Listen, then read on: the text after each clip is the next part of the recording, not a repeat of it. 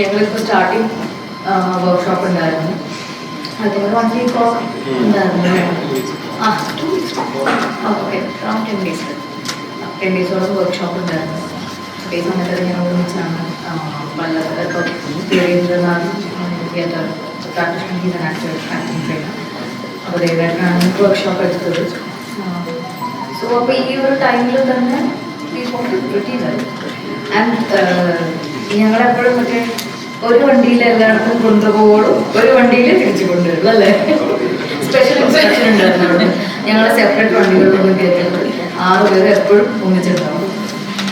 And അപ്പം ഈ വർക്ക്ഷോപ്പിൻ്റെ ഇടയിൽ തന്നെ പല പല സീക്വൻസുകൾ ചെയ്യുമ്പോഴും we get into like പല പല ഗ്രൂപ്പായിട്ട് വർക്ക് ചെയ്യാൻ തുടങ്ങി. ആൻഡ് ഈവൻ വർക്ക്ഷോപ്പിൻ്റെ ഇടയിൽ ലാസ്റ്റ് ഐ തിങ്ക് ഒരു ട്രഷർ ഹണ്ട് എക്സസൈസ് ഉണ്ടായിരുന്നു. ഞങ്ങളിതുപോലെ 3 പേരും ഡിവൈഡ് ചെയ്തു ട്രഷർ ഹണ്ട് ആയിട്ടൊക്കെ ചെയ്തു. എൻ്റെ ടീം ജയിച്ചായിരുന്നു. എനിക്ക് ടീമിൽ ആരൊക്കെ ഉണ്ടെന്ന് പറഞ്ഞില്ല, എൻ്റെ ടീം ജയിച്ചായിരുന്നു. അപ്പം ഈ ഒരു ഇതുകൊണ്ട് തന്നെ പെട്ടെന്ന് ബോണ്ടായി. പിന്നെ എല്ലാവരും പക്ഷേ ഒറ്റ എയിമോടെയാണ് ഈ പടത്തിൽ നിൽക്കുന്നത്.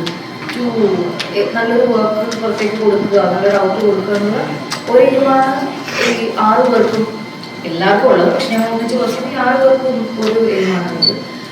ആൻഡ് ഈ വർക്ക്ഷോപ്പ് ഉള്ളത് കൊണ്ട് തന്നെ ഇപ്പം നമുക്ക് ഓക്കെ ഒരു ആക്ടർക്ക് ചിലപ്പോൾ ഈ ഒരു ബുദ്ധിമുട്ട് വരാൻ സാധ്യതയുണ്ട്.